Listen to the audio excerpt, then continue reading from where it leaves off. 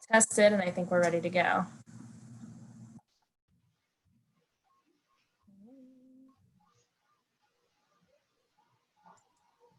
Do we want to do a quick test to make sure everyone can hear each other? Yeah, that's fine with me. I have the, I think the YouTube is working.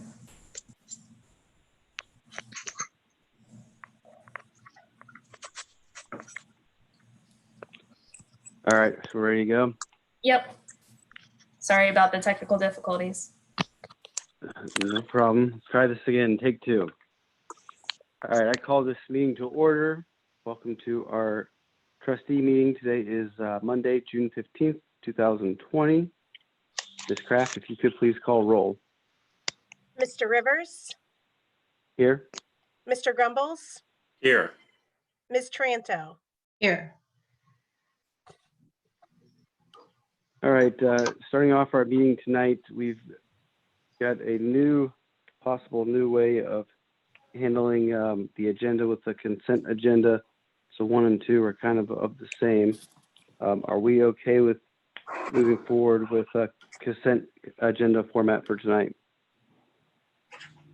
Can we do it next time and we'll talk about the agenda tonight? I believe it's under old business.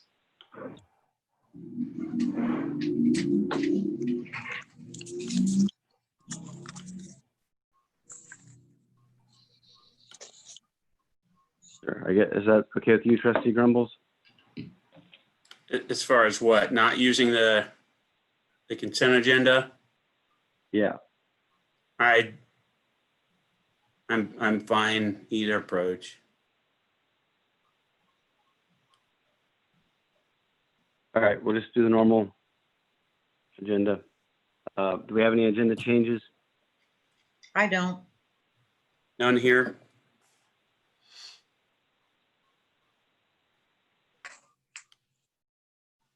Can we talk through the concerns or Yeah,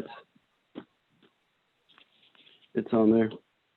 okay, I want to make sure when we get to it or what have you that we're addressing anything. So if we're going to move forward, we do it. First item is the approval of the electronic record for the June 1st, 2020 meeting. Have any questions, anything? No. I make the motion to approve resolution 20-241, approving the electronic record from the June 1st, 2020 trustee meeting. Second? Mr. Rivers, Yes. Mr. Grumbles, Yes. Ms. Tranto. Yes. All right, our next item is our zoning report. Ms. Bonnie? Yes, thank you all. So this report was last updated on Wednesday, June 10th. Last week, Thursday, June 11th, we did have our second virtual open house for the US 23 commercial zoning draft presentation, which again, I thought was a pretty big success. We had a lot of good feedback and looking forward to following that, our tomorrow's meeting on June 16th at 7 p.m. The Zoning Commission will be having its first hearing on the US 23 commercial overlay. On Thursday, June 18th at 6 p.m., the BZA Board of Zoning Appeals will have 3 applications, a variance application, VA-20-07, for area variance for a deck at the Hills at Highland Lakes. Following that, VA-20-08 is an area variance for lighting divergence in the Creekside Industrial Park. And then the last variance for that evening will be VA-20-09, seeking area variance to relocate their temporary signage in Slate Ridge. Next thing for Tuesday, June 30th at 7 p.m., the Zoning Commission will hopefully be wrapping up application 19-02 of Turkey Hill signage amendment. They did have a meeting last week. And it seems like we have just a few minor things to address, so should wrap that up.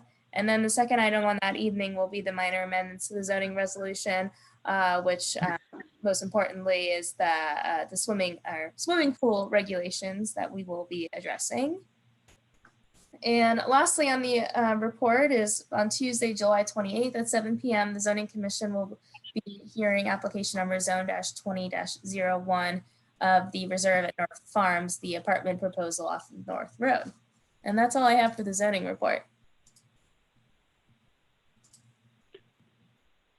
Thank you. Maintenance report, Mr. Cowan. Good evening. Thank you, Mr. Chairman. I appreciate that. I have a few purchase orders. The first one we have up for your consideration is for J&A Construction. And the reason for this is to allow them to seal perpendicular cracks in various roads. We used this process last year and it worked out really well. It's a heavy material, fiberglass strands in it, and it really it adhered really well. And he was able to level up a lot of places where the large cracks had formed, and there was a little bit of displacement in the adjoining slabs, so it worked out pretty well. The roads that we have that we're considering that are on the list have Plum Road, Royal County Down, Delaney Court, Waukegan, Westwick, Highgate Place, St. Neana's Street, and various streets in the Wilshire subdivision. We're asking for your approval for $40,000. How this works, you set a price and that's where he cuts it off at. You never really know how much material you're going to use through this process. It just depends on the width and depth of the crack and how the slabs have moved. So looking for your support on that purchase order. Next purchase. Bill, Yeah. Before you jump to the next item, can you send that list of streets out to the board, please? While the meeting's on? No. Oh, absolutely. Yeah, I didn't want to start sending something out and lose the meeting, but I'd be happy to send this out, absolutely. Thank you. And the last question related to this, I based on your announcement about the roads under consideration, assuming based on the document I looked at, that if we have ad hoc issues pop up that we're not aware of, that the rate would apply if we need to exceed it. Is that a possibility for the 40,000? Yes. So Okay. yes, if we need to do more than the 40,000, would come back to the board requesting additional funds. Okay. How are we monitoring the usage of product? Is that just a good faith? Yeah, there's really, yes, yeah, that's it. Good faith. He's been, this gentleman's done this work for many townships in the area. I understand he's also a township trustee for one of the local areas here. So yeah, it's just good faith. We really can't, unless you have somebody standing there watching him actually apply it. And that's really the only way we can monitor that.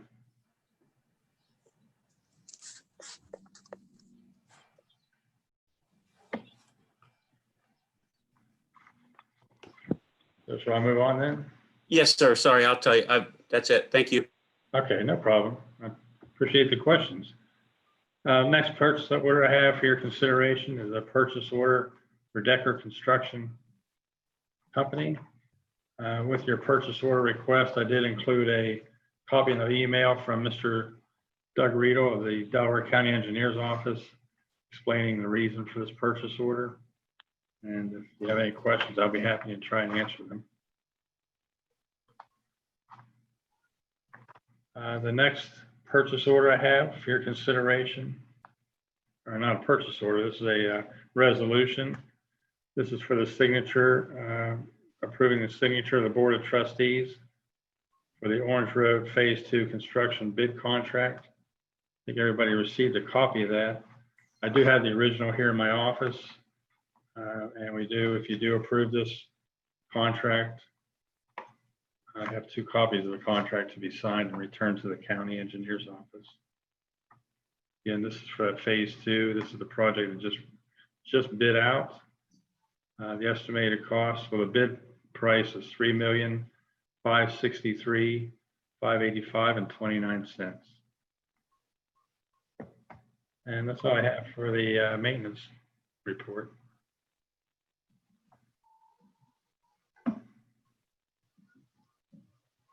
Any thoughts on the bid contract for phase 2?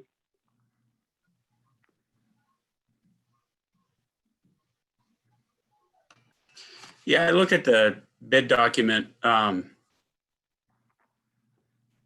Is there any additional documentation on that goes over the full scope and like the detailed, like a delineated list of what's going to be done? It's different than what's in the bid.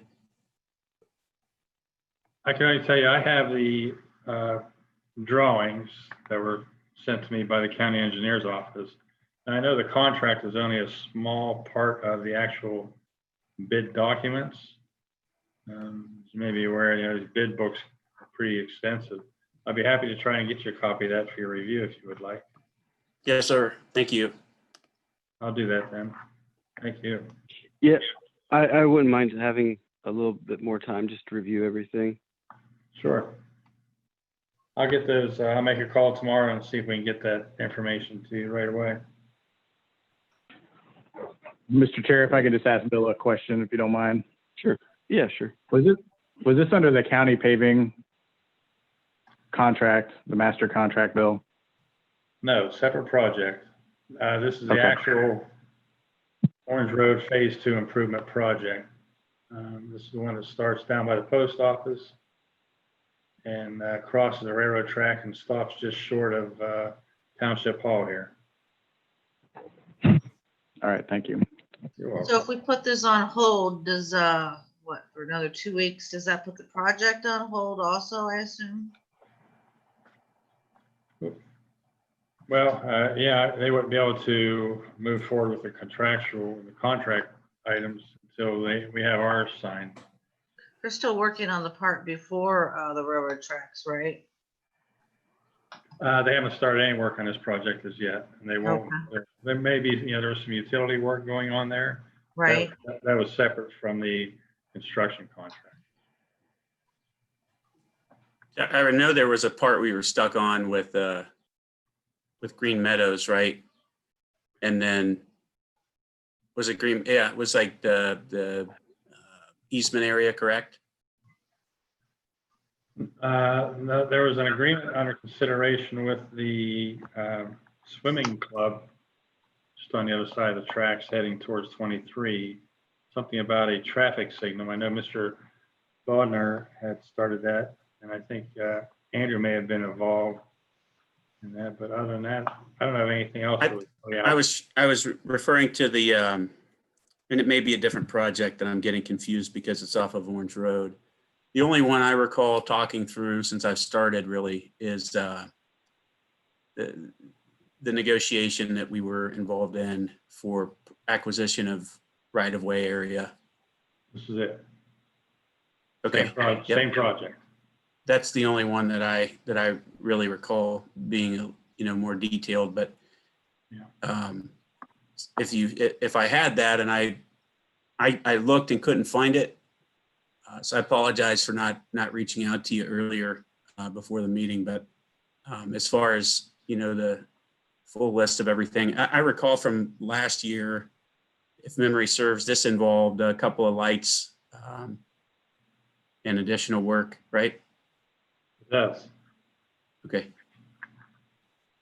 That would help. That would help me personally. If we need to have a ad hoc meeting to get this through once we have the rest, the balance of the detail there, I think that would be something that would be quick and reasonable. So not opposed to that. If it's going to put us in jeopardy with project timing. You're asking me that? If so, I would have to refer that to the county engineer's office. But I will call tomorrow first thing in the morning and get you whatever information you're looking for, get you a bid packet sent to you somehow. I was just referring to the concern that Trustee Taranto brought up there with, if we don't move forward quickly, then will there be a an issue. Is there something in particular you two are looking for? Because it's kind of been on the books for quite a while and the bid packet's been done for quite a while. Is there something I'm missing? I don't understand.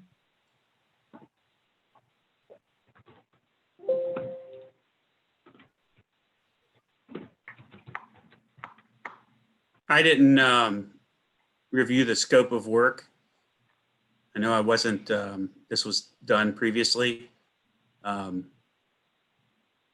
had seen various documents and discussion, but not the full collective piece. And so wanted to review that. Just for the board's notice, I found a link to some of the engineer's documents and I just emailed it to everyone. So it was something Tiffany sent a while ago. I think it was like my first day on the job. So I shared that with everyone so they can take a look at what I have.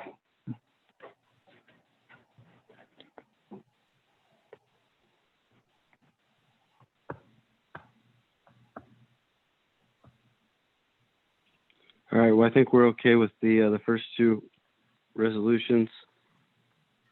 So I'll make the motion to approve resolution 20-242, authorizing the issuance of a purchase order to J&A Construction Incorporated.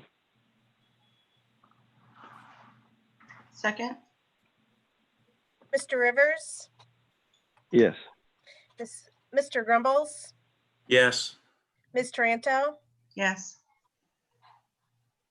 I make the motion to approve resolution 20-243 to authorize the issuance of a purchase order to Decker Construction Company. Second? Mr. Rivers, Yes. Mr. Grumbles, No. Ms. Taranto. Yes. All right. Thank you, Mr. Cowan. Park report? You're welcome. Thank you for that. Park report, I only have one resolution, and that's involving a purchase order to Mid-Ohio Electric Company, and it's in the amount of $12,445.28. That's the purchase order you have before you. And it's for replace an impeller on a 50 horsepower pump at our swimming pool facility. Just a matter of note, the amount I read, $12,445.28, does include sales tax. That was on the invoice that we submitted to you. However, Ms. Kraft brought that to my attention today. I do have a revised quote here, excluding all taxes. So even if you approved the $12,445.28, we're only going to pay the amount less the tax, which would be $11,577. So I appreciate your consideration of that. I just wanted to bring that to your attention. And I do have a couple things to mention briefly, if you want me to do it now, or you want to take care of the. Sure, I'll go ahead and make the motion. I make the motion to approve resolution 20-244 to authorize the issuance of purchase order to Mid-Ohio Electric Company. Second?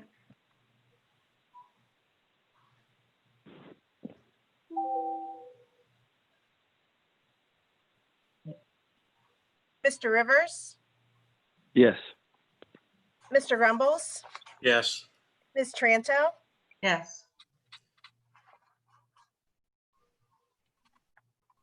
All right, Mr. Cowan, I'm sorry if you want to go ahead.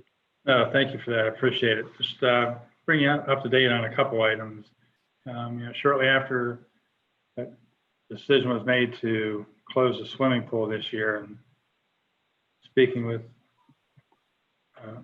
Andrew, we decided to take a hard look at the swimming pool facility and see what we can do to make some repairs take advantage of this time, if you could say that. So I put together a list here, just a few things I wanted to mention to you we're looking at. We're still gathering prices for these items, but these are things that we thought and think that we can absolutely do over the summer season so that we can be ready to roll next year when we do open up. A couple of those items resurfaced the top half of both our sliding boards. I understand they were resurfaced several years ago, but the colors are fading and they do need touched up. So we're looking at that.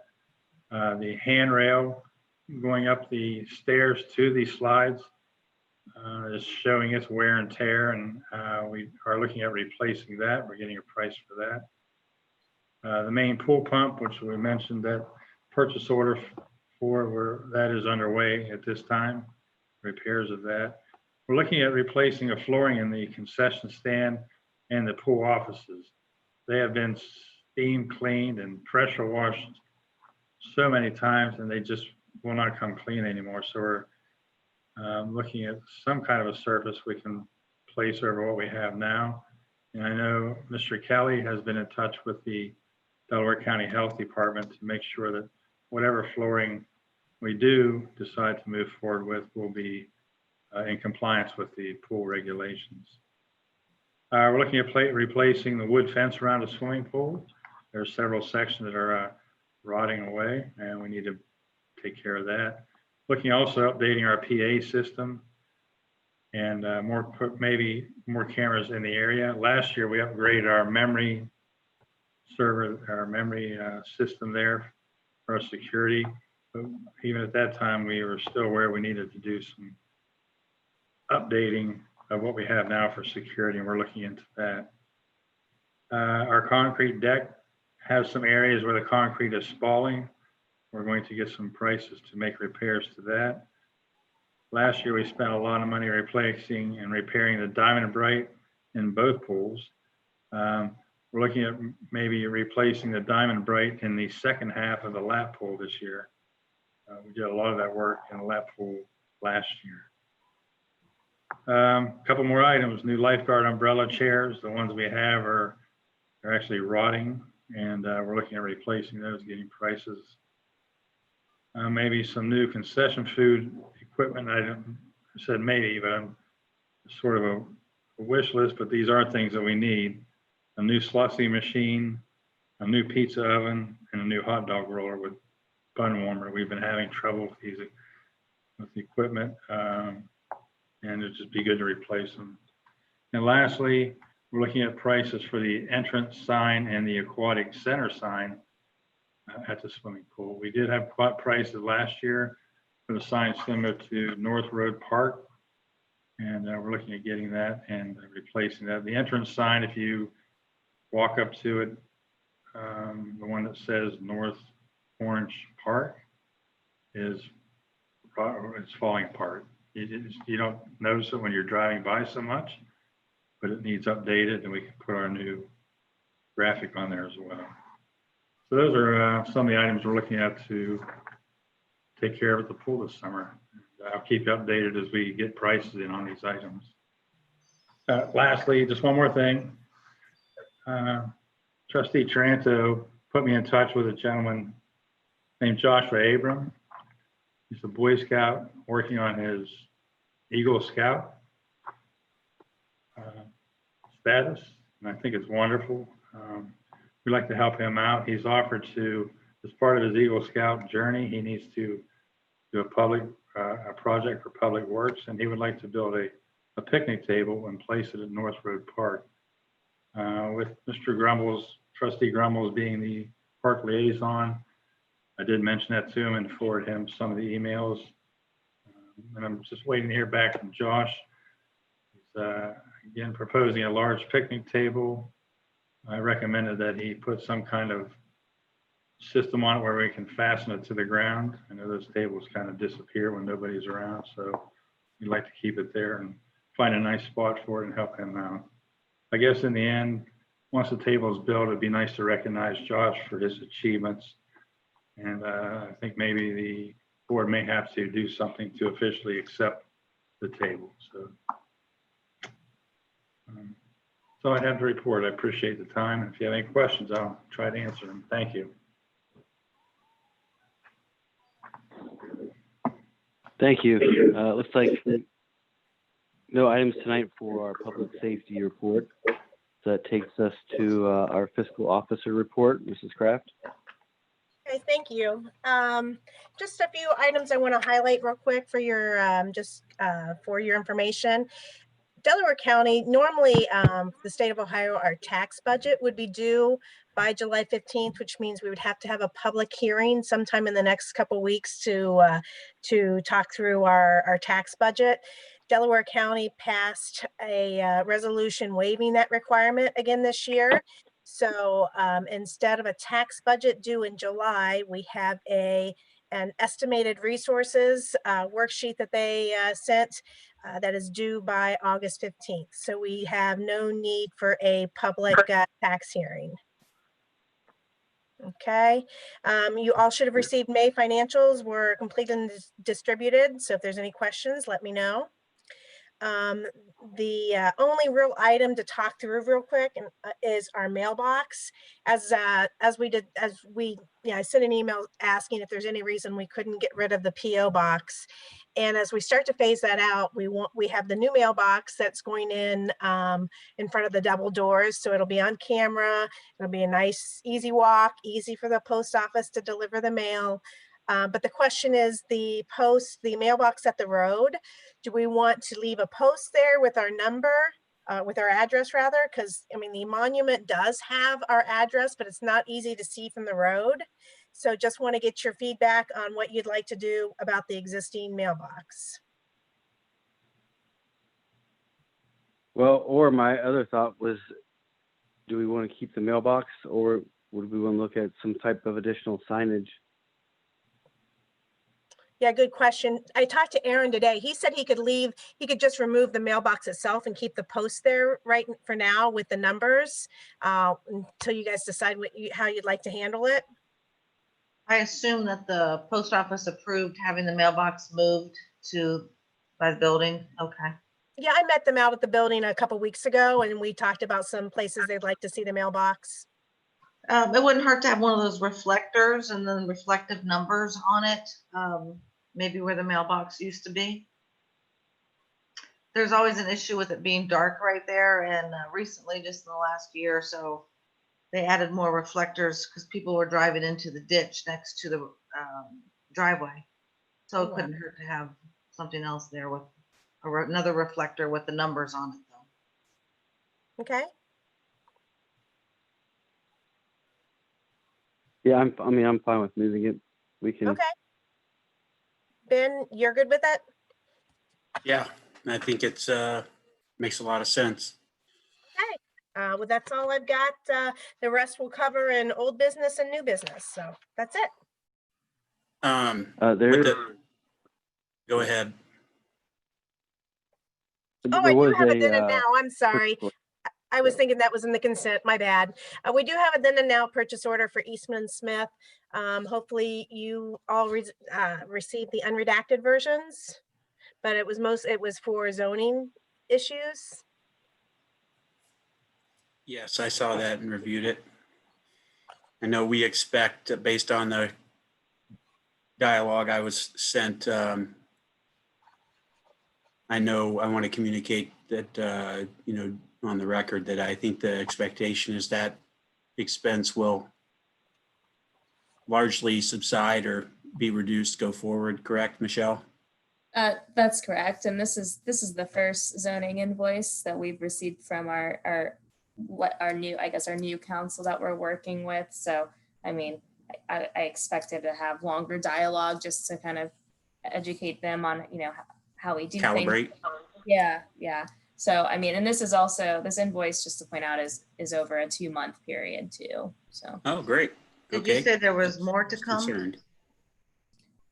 For Eastman & Smith, they're only working on the reserve at North Farms. I don't have any other applications with them. And could the county not work on this with you?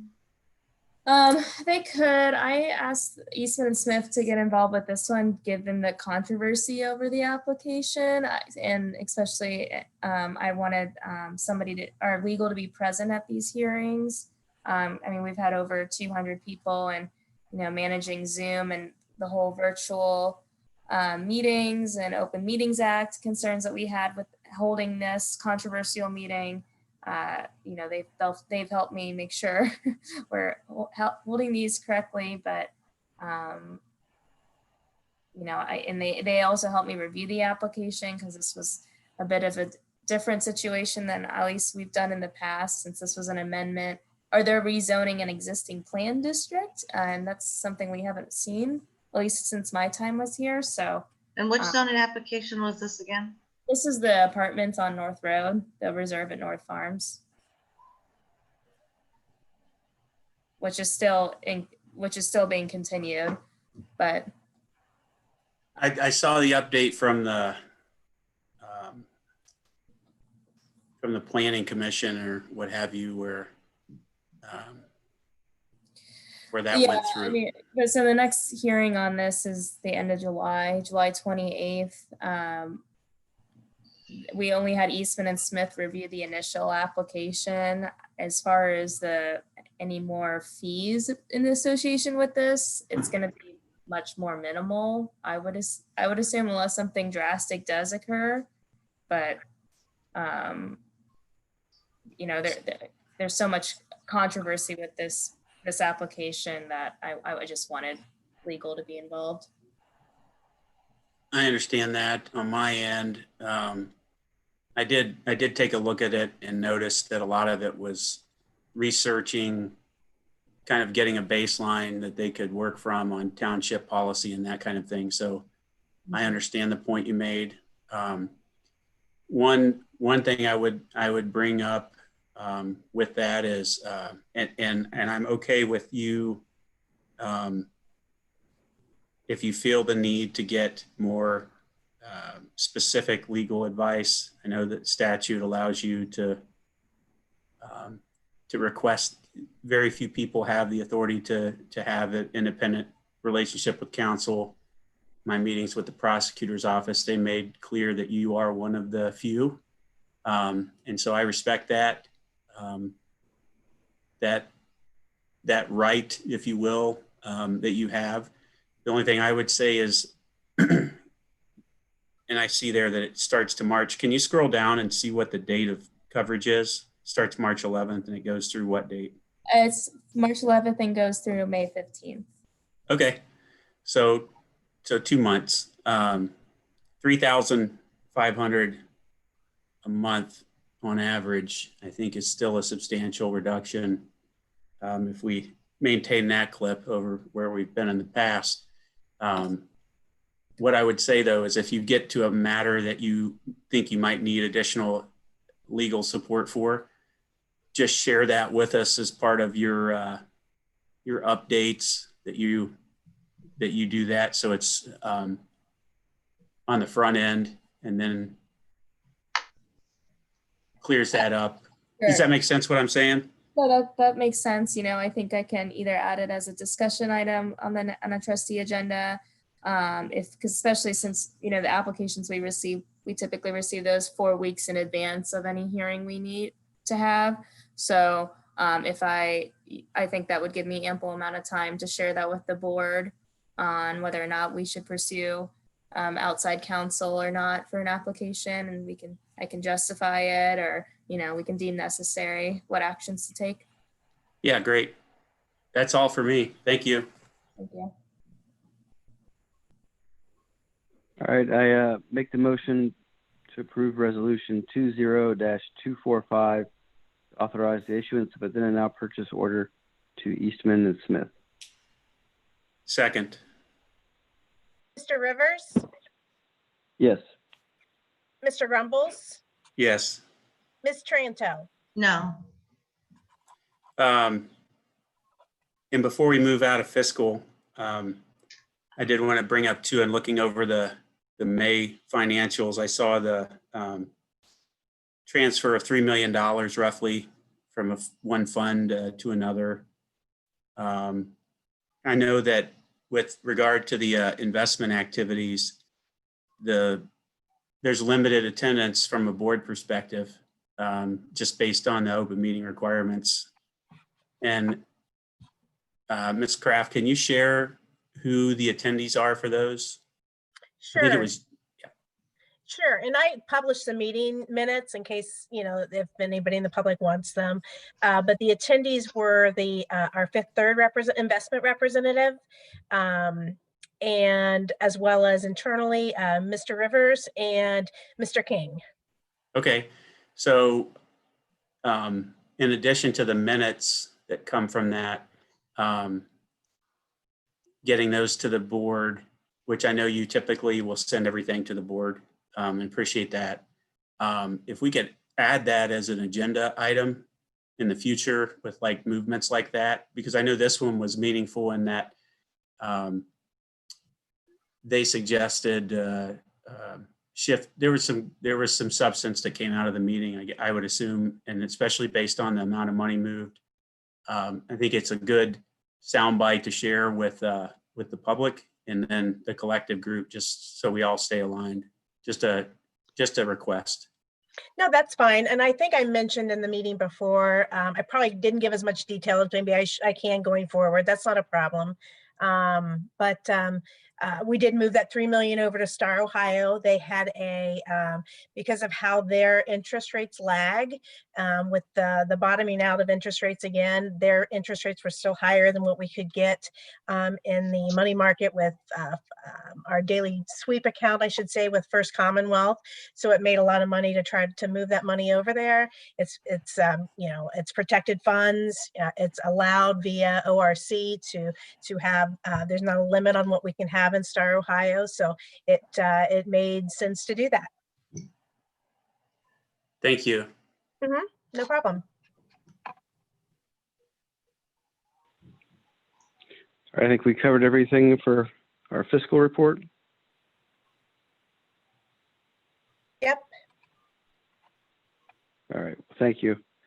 Administrative report, Mr. King. Well, thank you, Mr. Chair. Just two quick items from the last meeting, just to update the board. I spoke to Ninja Car Wash, and they expressed a willingness to continue to work with our township and the county. So I put the ball back in the county's court, and we'll see where that shakes out.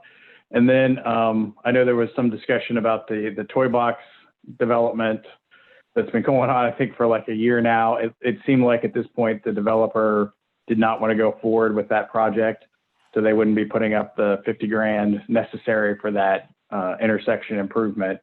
So unless the board wanted to do that, which I can't understand, I would not think that would be something the board would want to do, because it'd be basically a private improvement. What will happen now is that particular improvement will be taken out of the improvement contract that the county is doing, and it'll move forward without that particular improvement. So I wanted to update the board that seemingly the landowner has backed out of doing that project. So moving on, so before you is the renewal of the insurance, property and casualty insurance for the remainder of this year and into the first part of 2021. I spent some time getting to talk with Gary Reinhardt, our agent, and talking about the various things with the township and the efforts he did to get us a good deal. Gary's available for any questions. I think the upshot of it is, if I remember correctly, the excess policy, there was not any increase. And then with the liability cover policy, there was a bit of an increase. But given some of the claims that we've had, it still seemed like it was a good and fair deal. And Gary did price it against other insurance plans and came up with the best deal for us. So, at this point, we just would need to approve that insurance policy and move forward. And like I said, Gary's dialed in here if anybody has any questions.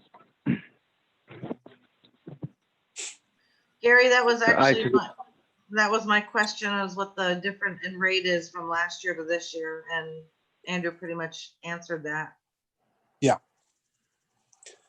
Hey, Debbie, Yeah. I thought that might come up. I can't tell you, we paid in 2017 $102,000 to Reinhardt, and in 2018 $113,000, and then last year $118,000. Yeah, your pricing that you gave there might include some pricing in bonds. Those sometimes are 3-year terms, so they're not, we don't always look at that at the renewal time. But my pricing that I showed was on the expiring package with the umbrella was $115,529, and our renewal came in at $121,916. So it's a little over 5% increase. It's about $6,300 additional premium. And Andrew is correct. The umbrella pricing remained the same. That's our 9 million X of the underlying limits that we have. It's the increase all came on the package side of it. But we did see, your 5-year loss ratio is actually very strong. It's a 37% 5-year loss ratio. But the last 2 years we've trended a little bit high. So this last year we paid out $104,086 in claims to the $112,976 that we took in on the package. So that umbrella layer never got touched, but that is something that's driving that premium this year.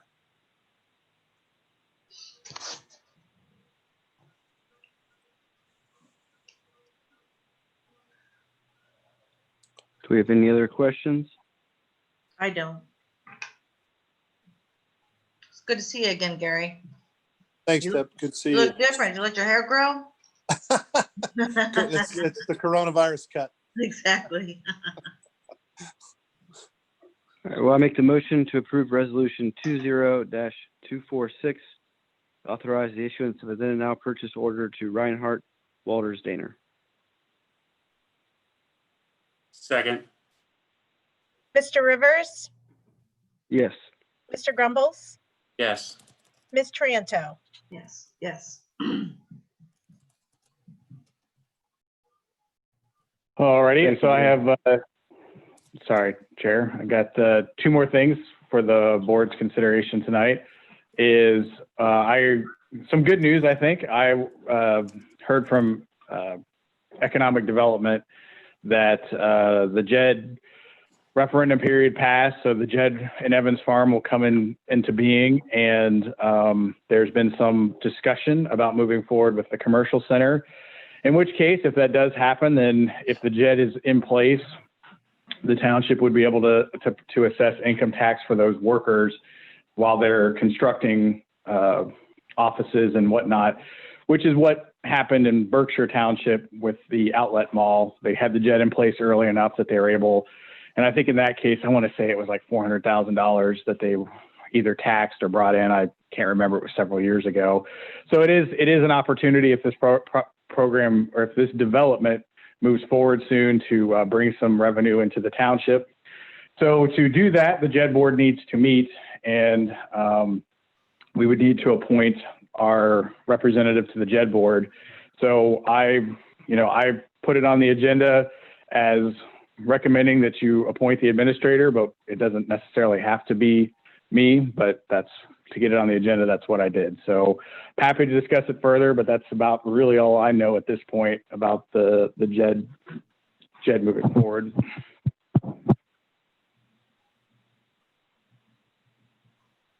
I'm happy to see it moving forward and to see the commercial area at Evans Farm. I know it's been in the works here for quite some time, so to see that moving forward, I think is pretty exciting. And yeah, I mean, to have you on the board, I think makes good sense. Yeah, Ryan, if I can share to the board, just as a fun update, I just signed off on the first phase of the commercial plat today. So it looks like that is moving forward in a much quicker pace now. So happy to see that.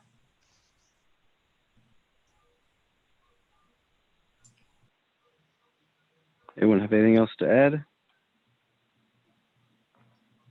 All right, I'll make the motion to approve resolution 20-247 to authorize the appointment of our township administrator to the JED board at Evans Farm. Second. Mr. Rivers, Yes. Mr. Grumbles, Yes. Ms. Triento. Yes. I thank you. And I just tentatively, the plan is to meet next week. If they were calling everyone to get everyone's appointee. So I'll call tomorrow, let them know that Orange has made it the appointment. And then hopefully we'll have a meeting in short order, and I'll have something else to report back to the board and the following meeting.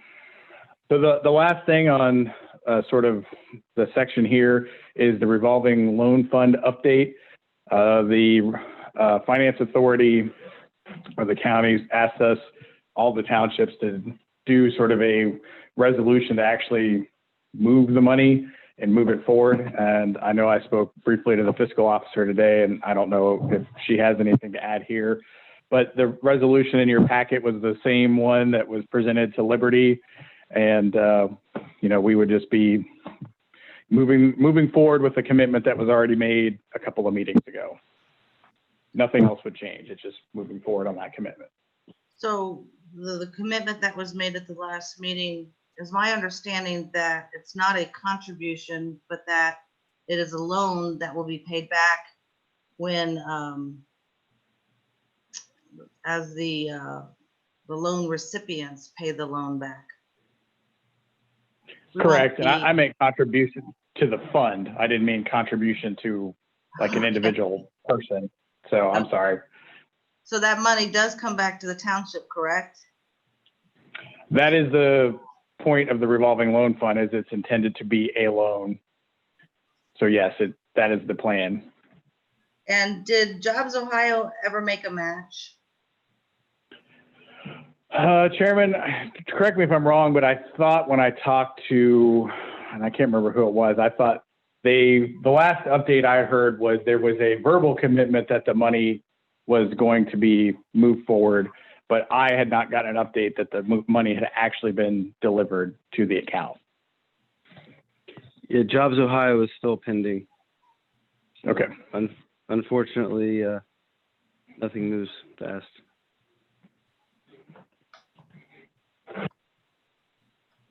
And if this were to if this resolution were to pass tonight, we do not have the money in appropriated in any single account. So the kind of looking through our appropriation status reports today, the best option would be to do a new appropriation. I talked to the Auditor of State today, and I have a resolution drafted for that if this is the direction we're going today, to move $250,000 to under our general fund, under administrative, other expenses. So that would need to be another resolution to increase that permanent appropriation for the year.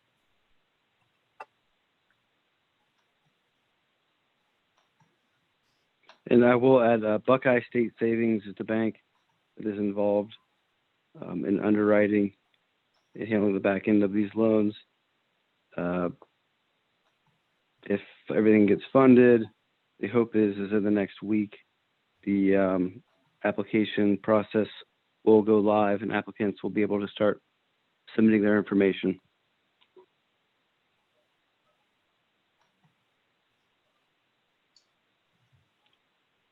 Do we have any other questions?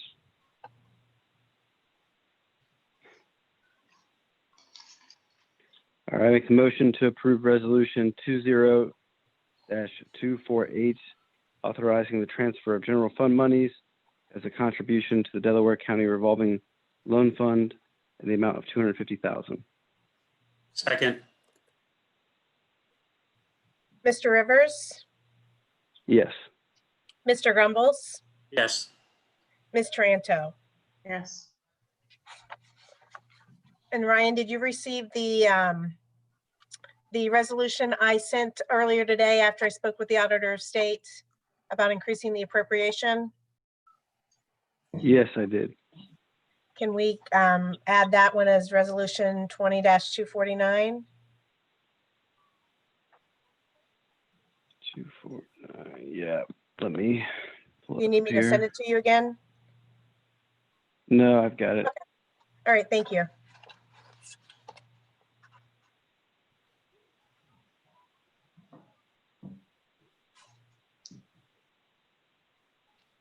And I'm sorry, Lisa, you sent this over to me, but I don't think this has been shared with the other two. No, I wasn't sure if we were how this was gonna play. So do you want me to just go ahead and email it out right now? Lisa, if you can email it to me, I can share it on the screen. Sure, it's on its way right now, Michelle. If you could, just that way everyone can see the resolution and if we have any questions. Yep. Well, that's being done, Mr. Chair. Do you mind if I just talk about the next old business item? Just set it up. So the board requested at the last meeting for the contract with Alan Freeman, the 50+1 grant writer, to amend it so that the term would essentially be month to month. I sent that request to Chris Betts, the prosecutor's office. He made that change, sent it back. So that's why it's on the agenda. The board also asked to have a report. I know Alan has spoken to me. We've talked about Bell Canyon Road. We've talked about some of the bike trail projects. I know he has reached out to Chief Noble and talked with some of the potential projects that he would be interested in if he got grant money. I'm not totally sure. I recommended at some point, Bill, he and I talk. I'm not totally sure if he's talked directly to Bill yet, but he attended a MORPC meeting, and I know has also been gathering some more information, like he asked for a contact to get more information about Bale Canyon Road. So he has been making contact with the township, and he has been asking questions and getting information and doing those sorts of things that we've asked. I can't point to anything tangible, any money that he's brought back yet, but I can tell you he's been regularly communicating with me and our staff. So you're comfortable with moving forward and giving him a shot? I mean, it seems like he's doing what we're asking him, is taking this information and going to go track down money. So I have no reason, based on his relationship with Concord, I think he does know where these money sources are at. So hopefully he'll be bringing those to us in short order. So yes, I see no harm in it at this point moving forward, because he is doing the things that I would expect him to do to be able to appropriately find grants for Orange Township. And we're going to be getting a monthly report going forward of activity and work being done. Yeah, I'm going to continue to coordinate with him. And like I said, I think it was just today or Friday, he had a conversation with the chief, and they talked about several items. So I know he's engaging us on the things we're asking him to be engaged on. And I'll continue. So yes, I'll continue to get that information and share it with the board.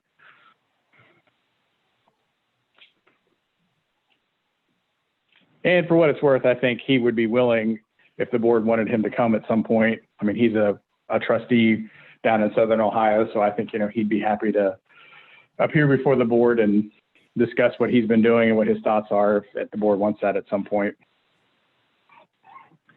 All right. Do you have any other questions? I don't. What are from a grant writing perspective, have we looked out at the market at all on that, as far as outside of Concord, other townships, or even just sought out options there from a public perspective in the past? You mean other, like, vendors, other? Yeah, folks? Providers, whatever you want to call it. I have not, no. I have been trying to devote my time to make sure that Alan is doing things that we want him to do. So I have not sought that out at this point. And I think, and we've talked about this in several different meetings. I think competitively looking at some of these things going forward in the future years, I think makes a lot of sense. So, and I do, for what it's worth, and it's been, there are certain timelines for getting things in, and if you miss the timeline, you miss out. So just as an awareness, but that's a long way to say no. I'm not aware of doing that, and I have not done that. I know Well, Ryan and- did, and I believe Ryan did, and then I know I did, called the Ohio Township Association, because my search on the internet wasn't really coming up with many options, and this is who the OTA recommended. Yeah, and to your point, Mr. King, time is of the essence here. We don't want to miss out on any opportunities. So I'm fine with giving Mr. Freeman a shot here. We'll assess this as we go. Hopefully it goes well and it's successful. If we have other results, then we can, I think, look at options for 21. Because it does take time if we're going to do a proposal and go out and look at market. But he does come refer from the OTA.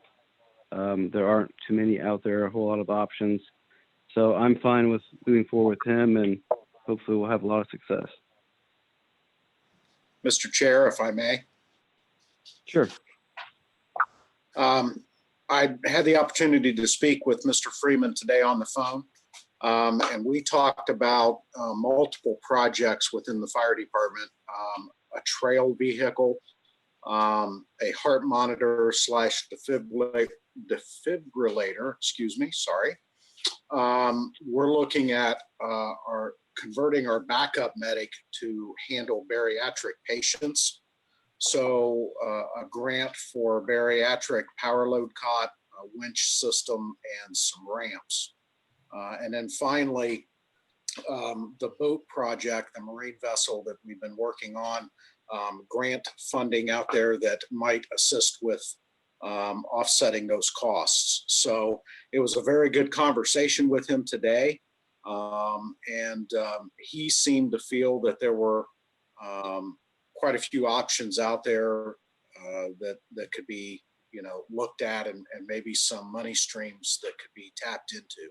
So, and given that tomorrow you should have before you an executive summary, as well as a spec for the boat that we're looking at.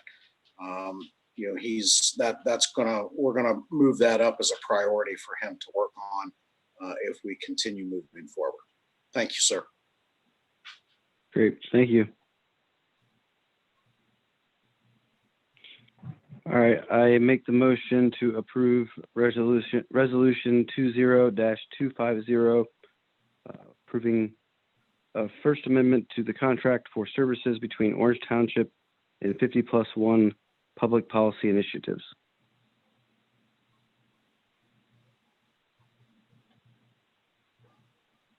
There a second?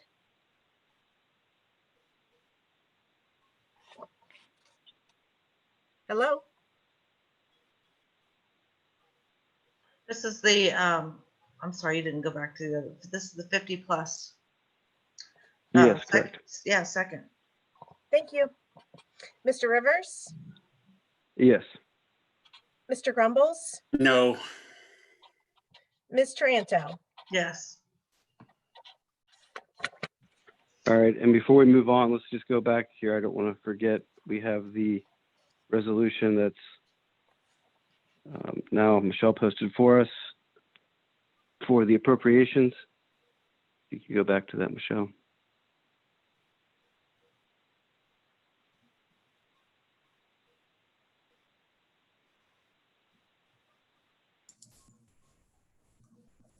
Do you see it, Ryan? Or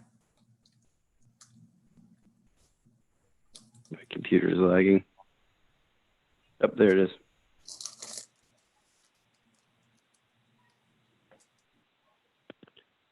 Do we have any questions on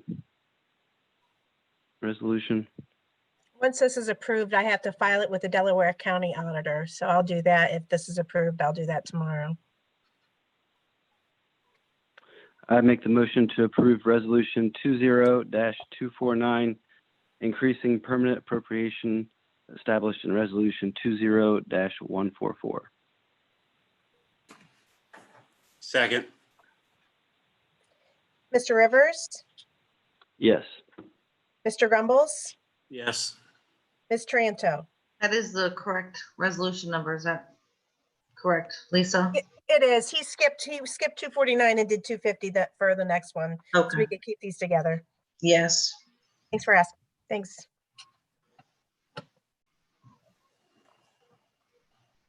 Okay, that takes us to the next item on old business, the pool contract.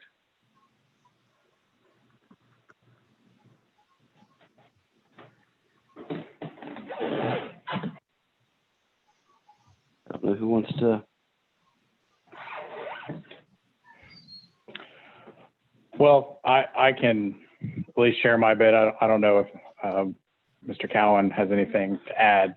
Again, last meeting, the board asked about what sort of potential liabilities, costs would the township be locked into with this agreement, and whether or not, I think it was phrased as whether or not Chris Betts could guarantee there would be no liabilities created out of this for this year if the pool did not open.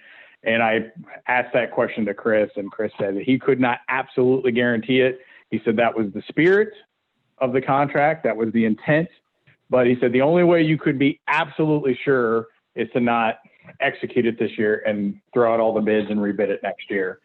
So for my part, that's where it was at. I know Mr. Cowan shared earlier, one of the things we were talking about amongst ourselves was the kind of improvements. And I think he did a great job of working with the staff to make an assessment of the kind of improvements that could be done. So, regardless of how the trustees move forward on this particular contract, I think we'll be coming back to the board with some of those improvements to make this year. My point was, if you were concerned about being charged by the pool company, then why not just dialogue with them? And they want this contract. They're trying to break into the Columbus market. If we don't want anything done this year, but we want them for the next 2 years, then you just dialogue with them, communicate. And I had mentioned that to Andrew in an email, so I'm not sure if he did follow up and talk to them or not. But it just seems pretty simple.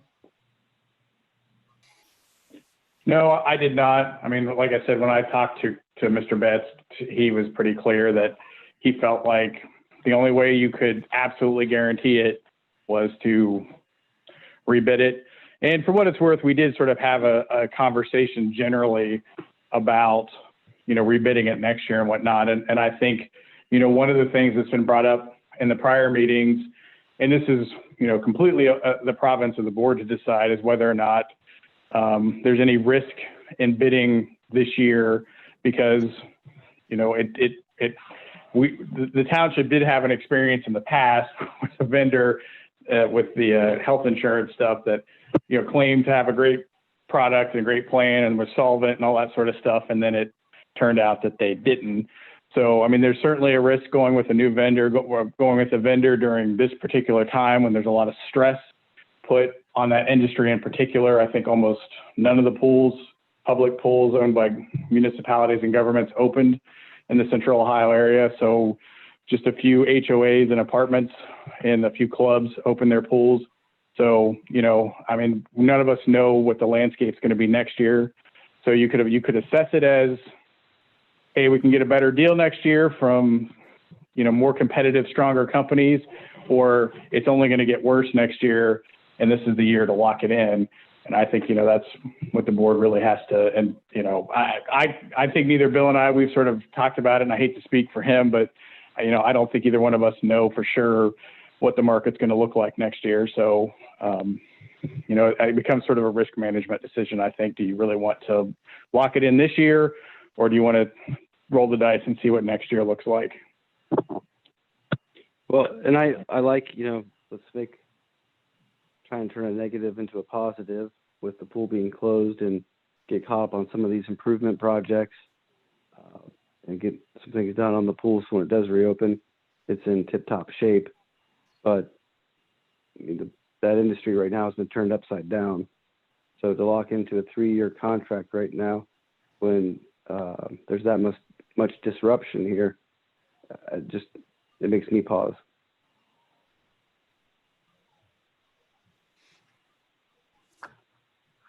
Well, I just kind of go back to what I brought up last meeting, and I'm glad I did, because the answer is what I thought it would be. You look at the resolution and the subsequent language, nothing's changed in that. Everything is conditional upon what's spelled out in the resolution. And, you know, dialogue is great, but I can tell you, in the world of contracts, since that's the world I'm in, dialogue doesn't do anything for you. When there's a written and signed contract, that's what the law decides upon. And, you know, desperate times can lead to desperate measures. There's all kinds of things that could happen. I don't know or foresee what that would be, but I think our job as a board is to forgo risk, and unnecessary risk. And I'm just not comfortable personally, gambling that there will or won't be when there doesn't necessarily need to be. We can forgo that risk altogether. As far as whether we'll be liable for any payment. If there was a way we could modify the contract to start next year without rebidding, which I don't believe there is, that would obviously be more suitable for me, and just write out 2020 altogether. But as it's written, since nothing was changed, I saw the highlighted and bolded sections. They're all conditional upon what's written before that. Those are all conditions lumped into the fact that there's a federal health emergency or local public health emergency, pandemic related, forcing us to close. Unilateral decision not to open based on the conditions to open that were provided to us, and the fact that that was deemed not feasible, and that the burden and risk associated with opening, since it wasn't covered under our insurance, if there were issues of liability that would surface related to the pandemic, is why we didn't. So I don't understand why we would absorb risk in a contract with the same conditions. It just doesn't seem like it makes sense. I voted no twice tonight based on poorly written contracts and things that I didn't agree with contractually. That's the only reason I voted no. And I don't believe in this case anything's changed. So I don't understand why we would consider absorbing any risk when we don't have to.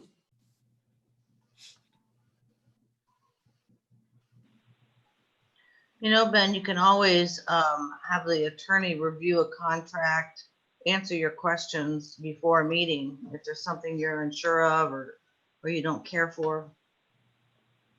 And then if you're uncomfortable with it, it could be brought to the board's attention or have the prosecutor look at it, and maybe it would protect the township if you see something that's you think unacceptable or at risk. And I'm not talking about just the pool contract. I'm talking about any contract. I did bring that up with all due respect with at least one of the other contracts. With the backups coming out when they did, I don't have time to call the prosecutor and have a contractual review. I did talk to our administrator, and that's that's just my position on it. I vetted this one, spoke to it at the board meeting. I also spoke about my concerns with 50+1 contract publicly, and asked for that to be reviewed. And so, if I ask for it and talk through it and nothing changes, I'm still going to vote no. So I appreciate the guidance there, but would say, that did happen.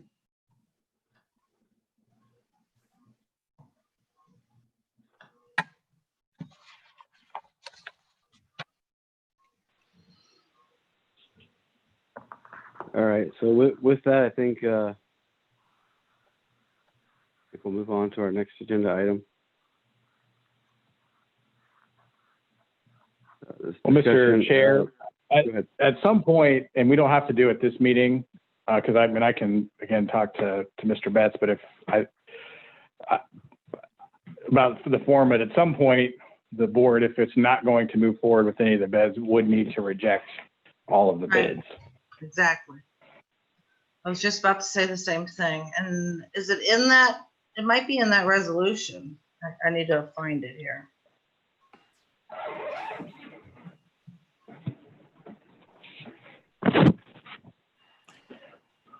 And Andrew, No, it's not. Mr. King, I did want to thank you for going through the contracts that I had questions about with me in the prior weeks and my concerns. I do appreciate your time and Mr. Cowan's as well. So thank you for that.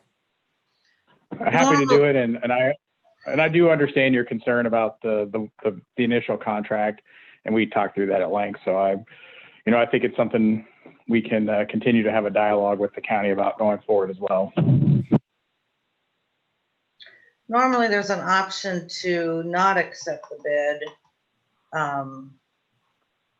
There's the option to accept or not accept. This one, it looks like it just has an option to accept the bid.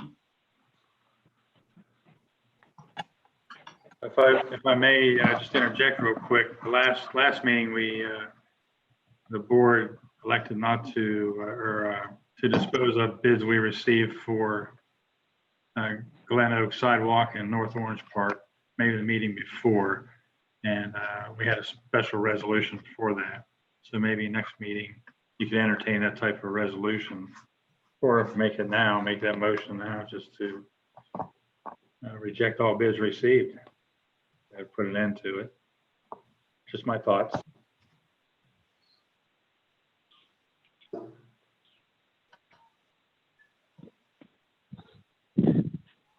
Do we want to wait till the next meeting, or do we want to make a motion tonight? I believe the date we have to make a decision is gosh, Bill, what was it? Well, the 20th was discussed in the bid documents. If a decision wasn't made by then, the bid document was essentially null and void.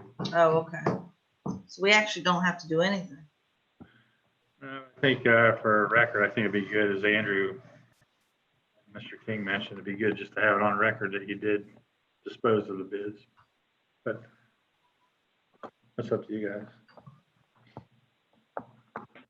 I mean, it's usually, if I may, it's usually sort of a prerequisite to bidding it back out again, is basically, hey, we've closed the books on the first bid and then we're going to open up a new bid. So usually at some point you do want to put a period on it.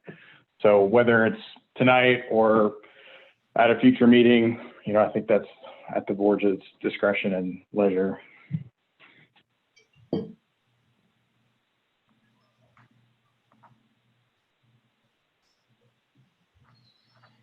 I'm fine with waiting until the next meeting to make sure we get it right.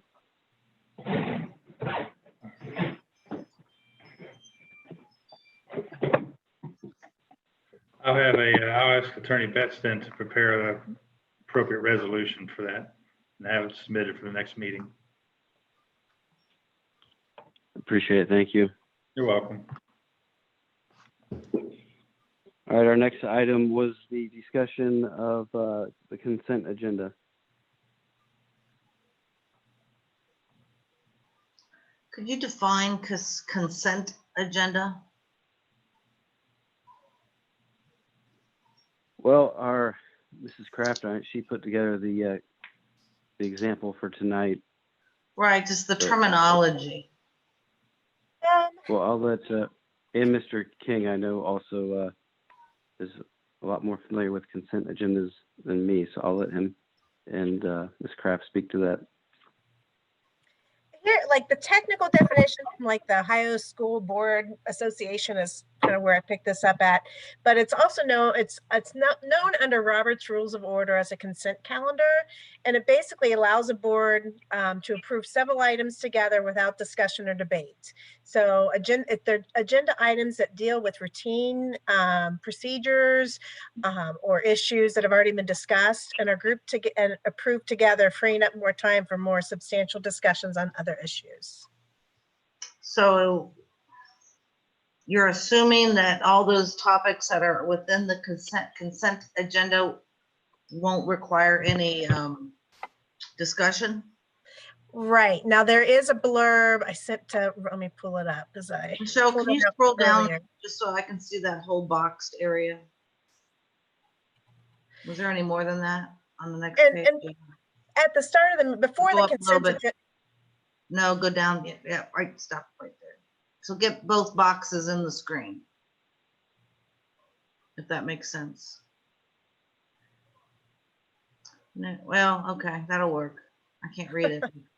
so basically when you approve, so when we come to the matter of approving the consent agenda, let's say you don't want to approve C, then you would ask to have item C removed from the consent agenda and discussed under old business or new business or wherever it should go. Does that make sense? So Yeah, but everything will be sometimes, lettered, everything will be numbered so that we can pull those out and they'll go wherever they should fall, you know, that'll be determined where they'll fall on the agenda for discussion. so like I knew I didn't want to vote for Eastman and Smith. And then Ben didn't vote for Decker. Decker. So what bothers me about this is if they're all thrown in there, like I don't know if Ben knew he wasn't going to vote for it or not. You don't always know in advance. So if you don't pull it out, if you vote no on something, I don't want to vote no on every item within that consent agenda. I might just be voting no on one item in that consent agenda. Well, trustee, that you sort of hit exactly on it. The consent agenda is just a suggestion.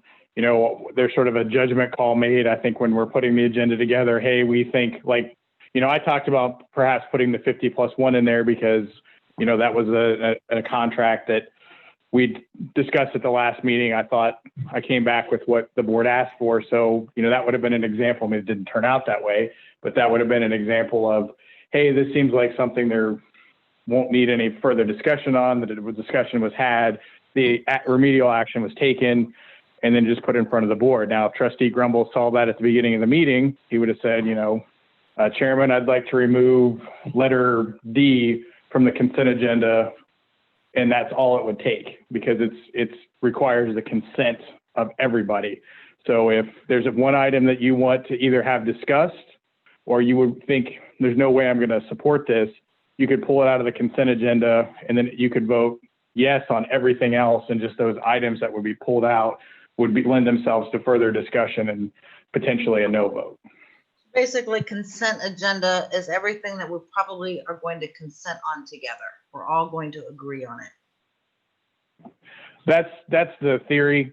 That's what it's intended to do. You know, as Ms. Kraft mentioned, it's something you see a lot at school boards.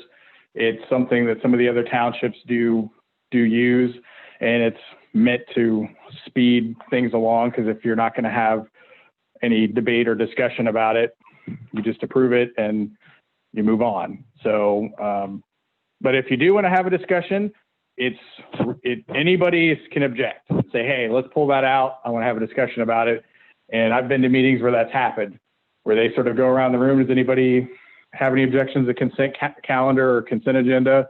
And one person will say, hey, I have about this. Another person will say, hey, I have it about this. And they'll just take it off and put it back on the agenda. And then you come to it in its due course. Okay.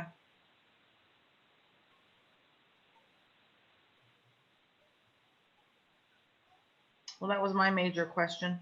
Oh, good questions, Debbie.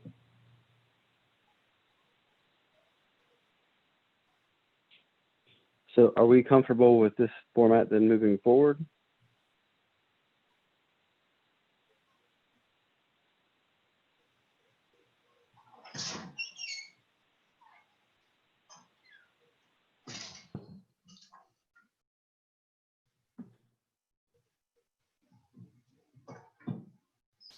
I'm fine Any with it. thoughts?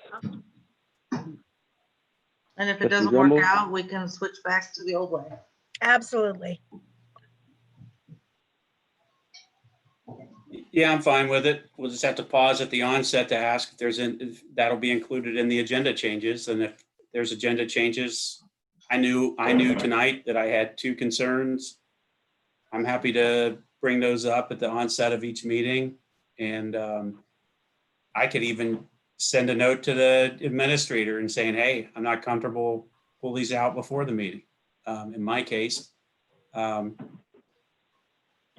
Absolutely.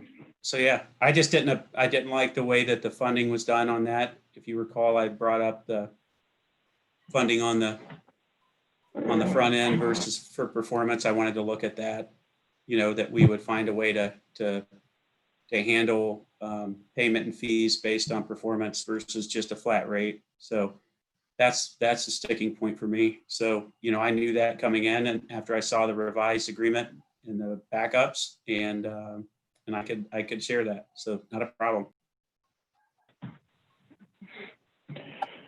And All right, trustee, I we think have that's, sorry, I didn't mean to step. I was just going to say that I think is an appropriate thing as well, so that you could say ahead of the meeting, like, this is going to be a no-go, so we could just deal with it administratively before the meeting as well. Sorry, Chair. Oh, no, you're fine. All right, so I think we have consensus to move forward for our next meeting with the consent agenda. Yeah. All right, our next item is discussion that we've had as far as the new website. There was a memo that was shared with you both from our fiscal officer on the terms. It is with Guide Studio, who handled our branding. And this was something that was discussed back in the branding project. The website really is the heart of our communications, and is very, very important. And basically, I mean, it's the current site. You have navigation issues. The way it's been structured over time, it's really tough to find things. I can go on and on, but I think a good number were listed in the memo. So when you look at the price and what we've paid over the years to Civic Plus, basically we'd be paying up front, and eventually we would own the website. And instead of paying a pretty significant amount each year, we would have an initial investment up front, and then we would own the site. And other than upkeep and revising and updating the website, we should see a reduction in costs. Also, with the website that Guide has proposed, much easier as far as making updates, additions, changes to the website. That's something that we can easily train an employee. Right now, most of our changes have to go through Civic Plus, and they do charge us for for that maintenance. So it'd really give us a chance to have ownership and bring the website in-house.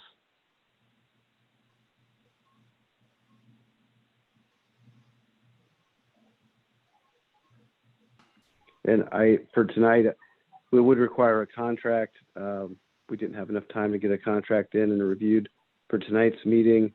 So basically for tonight, the terms that were shared in the memo, I'm just looking for a consensus that you're okay with those terms. We'll have a contract that's reviewed and ready to go for our next meeting. And then the short term, I will be reaching out to Guide and looking at the calendar and start putting together a timeline and some dates for getting the project moving forward. When you say you want to bring it in-house, do you have a staff member in mind for that? Nancy's doing it right now. She's capable of web development and all kinds of different things, and worked with me in the prior months and did a wonderful job of making website updates.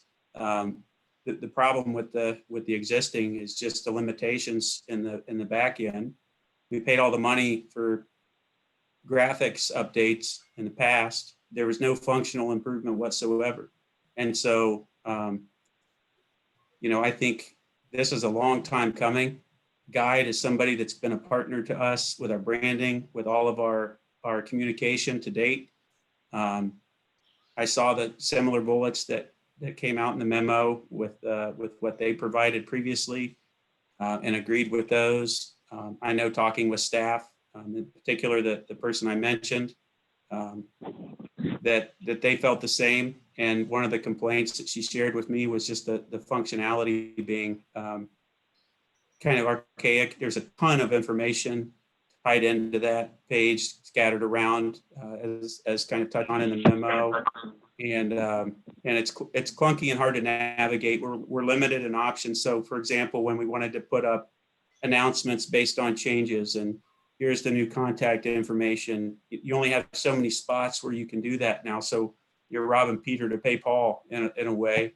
And if we have somebody that knows the brand that we're trying to accomplish, that knows the communication style that we want to accomplish, because they were a part of that, when they were engaged with OTOC and the various efforts in the past, survey work, et cetera. I think it brings the whole package together. It helps us communicate more effectively with residents, updates us, and kind of pulls us into modern website development, if you will. It just gives us more tools and resources to work with, make sure we're doing our best to communicate. And I think it's long overdue. I talked with a couple other townships last year as part of the onboarding, and shared that with our new administrator. And I think this will put us in a best in class position, consistent with a couple of the other townships I've seen that have state-of-the-art websites. So I think this is a good way to automate, move us away from so much transaction management, free up capacity, and get a little bit of upfront work done so that we can stop kind of doing the redundant, labor-intensive method that we are now. For example, applications, spreadsheets, and everything. We could redo the website and put that functionality into the website. When folks need things, they go in, find the form, and submit it right there online. And it creates a workload in the workload system that we're looking at. It's all integrated. So we need to get the resources in place and update our technology.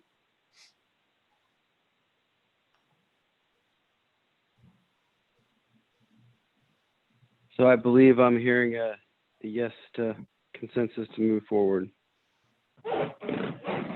Mr. Yes. Chair, if I could just, I'm sorry, I didn't mean to jump in front. I just wanted to echo what Trustee Grumble said. And Nancy has been an asset when it comes to the website and has been helpful to me. And I just wanted to also recognize her for that. So I'm sorry.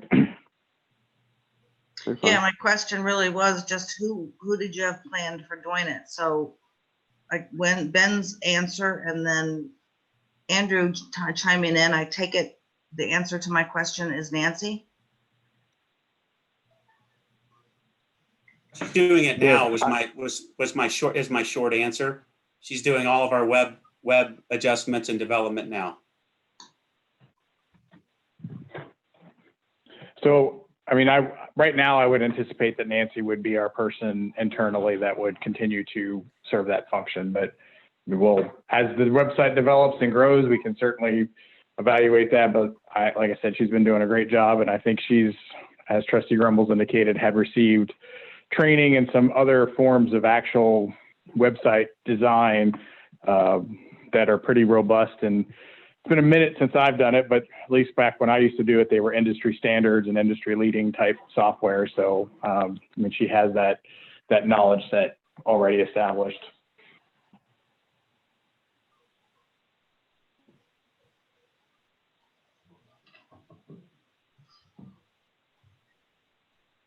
All right, well, I'll get things moving forward and we'll have a contract ready to go for our next meeting. Last item under old business is the license fee resolution.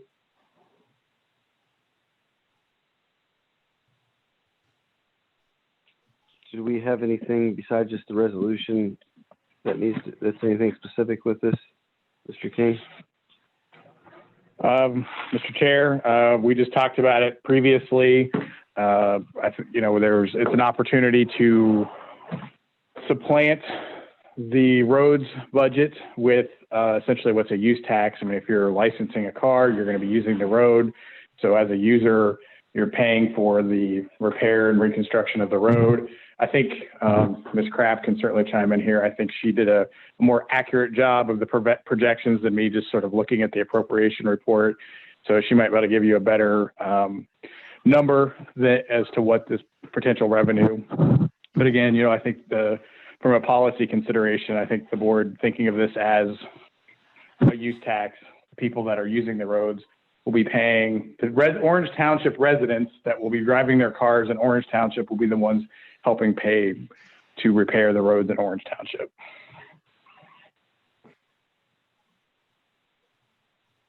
Yeah, I guess just to add on to what Mr. King said, I did speak directly with the B&V, just to make sure I was calculating the tax right. And right now, the estimate's about $122,000 per year, an additional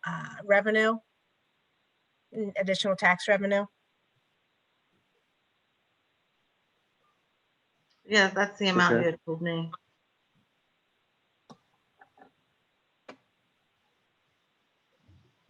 So there doesn't need to be any action on it tonight. I mean, the reason that there's two readings is, and I think we talked about this before, doing it one on a Friday and then doing one a regular meeting and then having the next one on a special was just, that's what the statute requires, so that there's ample notice to the public that this is under consideration. So that's the reason it's on the agenda for tonight. It doesn't actually require any action in the sense of voting to pass it or not.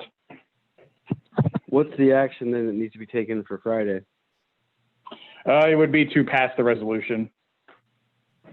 So this is just, again, there's sort of two opportunities for the public to be aware, one tonight and then one, it's been advertised, already put in the newspaper and all the stuff that's required by the statute. So at the second meeting is when you can move forward with the vote on it.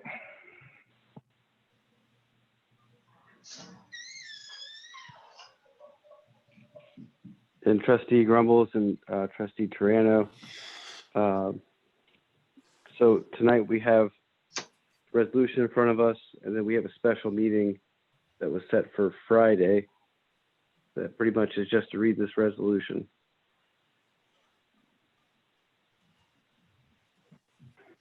And Chair, it is a special meeting, so if there are other items that need to be added, we can do that. We would just have to give appropriate notice to the public of what's going to be under consideration for the special meeting. But if there are other things, we could potentially put them on that meeting as well, just for your awareness.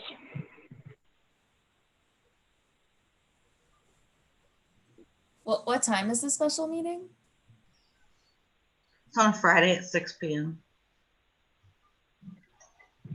Is that serious? I think it was originally thought it was going to be a Thursday, and it got booked on a Friday. What's the date of it? Andrew? Let me look. I looked at the notice again before I hopped on the meeting. It was 19th. Yep, June 19th. So that's Friday.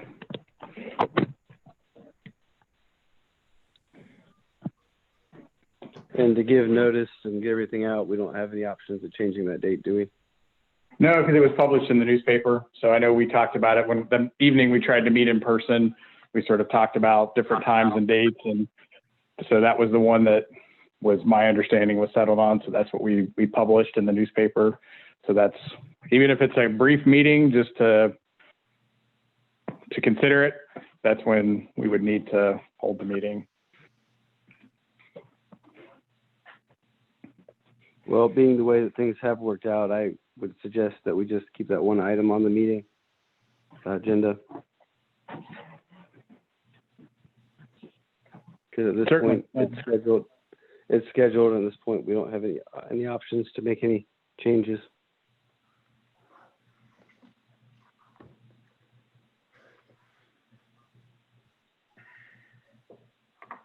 So does this whole resolution need read tonight?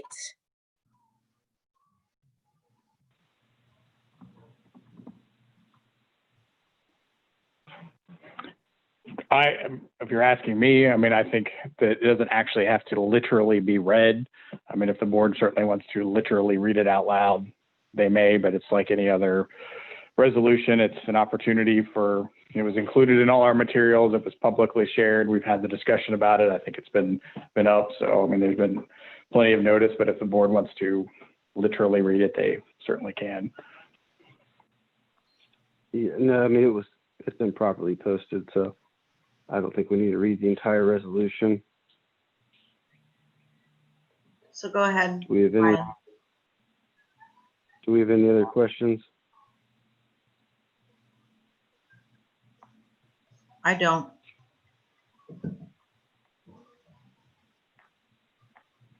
All right, well, that takes us to our last item for tonight. And that is our discussion of our roads forecast. I'll turn that over to Mrs. Kraft. Thanks, and Bill, please chime in whenever you can.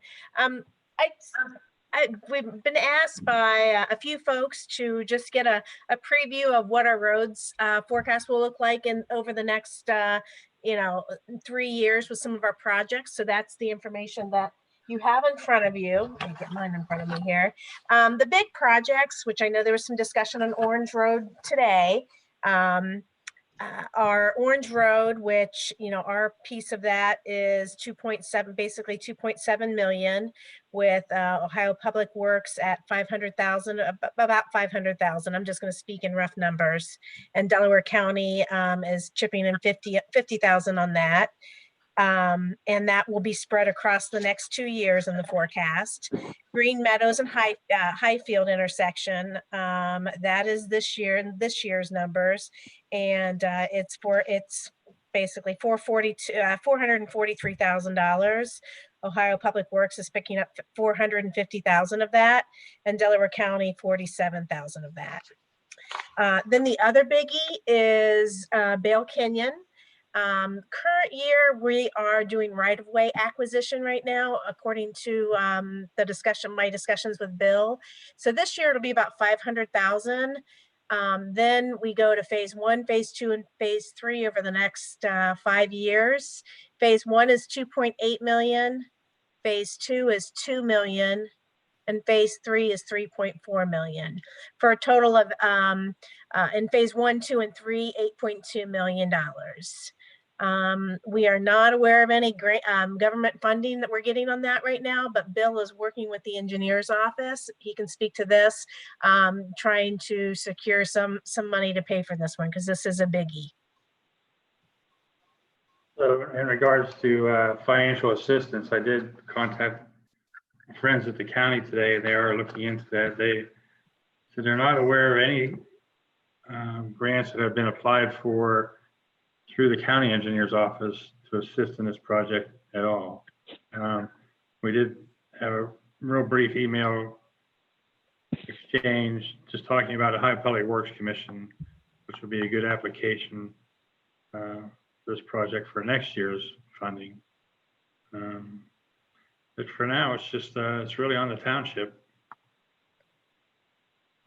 Lisa, I know we didn't connect a few times today, but I mean, I did have some questions on the budget. If you look at total expenditures, I mean, how do you go from 193,000 in 2016 to 5,622,000 in 2020? Some of these numbers didn't make sense to me. No, I understand that, and I'll look at that. That could be because we had all those capital accounts that Wes closed out. Some of that money may be represented there. Well, the money they just moved to a road fund, what was about over $5 million Yeah, it correct? was over $5 million that was moved last year. Yes. When he closed all those other funds. So I pulled funds, basically the motor vehicle license tax, gas tax, the road levy, and the permissive motor vehicle tax. Those are the funds that I use for this. The fund balance is, I mean, at the end of the day, the fund balance, I appreciate what you're saying, Deb, and I can actually, that's a good point. And I will bring those into the future forecast. But the ending fund balance at 6 million at the end of 19 is accurate and certified and all that with the county. So that starting number, or our $6.4 million starting number, I should say, is accurate from where we started this year. So, but yes, looking back at 16, 17, 18, those spends aren't necessarily what you would be, yes, they're off because of that capital budgeting. I guess I'm confused. It doesn't matter if the money is allocated to roads, whether it's a specific road or a fund, an overall fund. He moved. In my mind, it's if you look at our investment account and you go total investments are $12 million. It didn't really matter when you moved the 3 million from one investment fund to another, right? The total of all funds allocated for investments was still 12 million, correct? Right, but what she's saying is you'll see that total other financing sources and uses of 5.7 million in 2019. What she's commenting here is the expenditures look very low when you look at 16, 17, and 18. Lisa, I think we just lost you. We lost your audio, Lisa. Ben, I wasn't saying that the money, I mean, rob Peter to Paul, give to Paul or whatever. That's not what I was saying. She actually got what I was saying. The numbers they don't make sense in this worksheet. Can somebody message her so she's not still going? I don't think she can hear us either. Yeah, I'll message her. Yeah, I understand that, Trustee Taranto. What I think. Whoops, did you hear any of that? No, we didn't. Sorry. I understand the question about the change in expenses. When I see the financing and sources moving that money over to the 5.7, it wasn't in the other accounts before because it was allocated to the specific funds. I'm bringing that up because if you go from 0 to 5.7, that's a big shift too. So just wanted to make sure I touched on that. The expense side of it,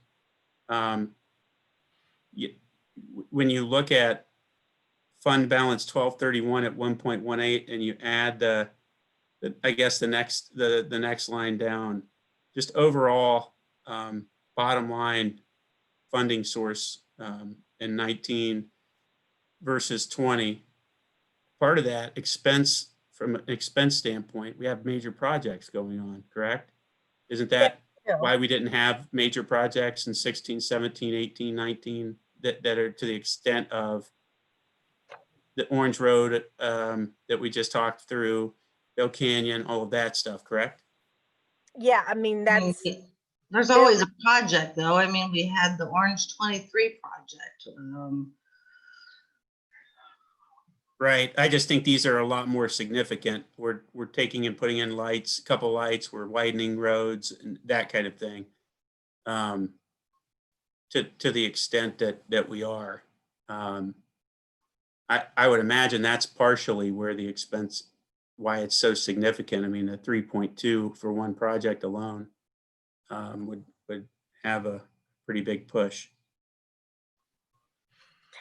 Yeah, but I will go back. I want to clean those numbers up now that Debbie's brought those to my attention. So what my thought is, and there are no decisions obviously need to be made on this. What I'd like to do is I'll further refine this. If this is kind of the format that is easy for you guys to look at, and we all agree that this is what we want to see on a regular basis, I can publish this either monthly or quarterly, just so we can kind of continue to see as numbers become true up and things like that, and new monies maybe are found, how this affects kind of what we're projecting out. Yep. So you'll add the expenses and the funds from those specific accounts next time. Yes. Okay. Thank you. So it's just a matter, Yeah, do you I'm guys fine want with to see that. this monthly? Do you want to see it quarterly? How often do you guys want to see this information? Would any of this include grant money? Would you include grant money if there was some? Yeah, I Other included it. financing, right? Yeah, well, no, I didn't put it under other financing, but it's probably not a bad idea to call that out now that you say that, Debbie. It's already bundled in, like, for example, the East, if you saw the detail behind all this, the East Orange Road, I'd already backed out the financing we're getting. So the money that I projected 2.8 and it came in at 2.7 million. That is including grant monies received. Okay, thank you. But I like your idea of maybe adding a separate line item so we can see that, especially since we're Yeah. hiring a grant writer now. Yep. Great. Mhm. I like that too. Thank you both. So that'll give us a more of a par look at where we're at. Take out the fluctuation related to just the funding shift, if you will. And Yep. then I would say for me, quarterly is good, unless there's something that would require a monthly visit, some significant change, like we move stuff again or funding changes, or we get a big grant, be worth sharing with the community. I would go further to say any levy funded accounts, anything where we're looking at this kind of, we have a roads levy, we have a parks, we have a fire. I would think looking at all of them at a quarterly clip would help us keep tabs. And I would also say on your report at the very top, let's put current levy expires in big bold letters so that we're tracking that and we're aware of it. This levy and the others kind of snuck up on us. I remember the meeting last year, and when the auditor showed up, I think you might have been there too, I can't recall, but Ms. Kraft, but I think that would help us just be cognizant of it. And it's a great thing to share with the residents too. It gets us all aligned so they understand what we're doing, where we're at financially. And if we have to go and talk, it's not something we have to dig out of. We can share that we've been talking through it openly for each quarter, if that makes sense. Yeah, that does. I like that idea too. That's a great idea. Thank you. Any other suggestions? I mean, if you think of anything, obviously just email or call me or Bill. He and I will, I'm going to fine tune this one and I'll email it out to the group. And then from there, we'll start the park forecast. Sounds good. Thank you for doing this. Yeah, Oh, you're I welcome. want to thank Ms. Kraft for all her efforts. I know she spent a lot of time on this as well, so thank you for that. You're welcome. Thank you. Do we have any other items for this evening? All right. With that, I will make the motion to adjourn. Second? Mr. Rivers, Yes. Mr. Grumbles, Yes. Ms. Taranto. Yes. Have a great night.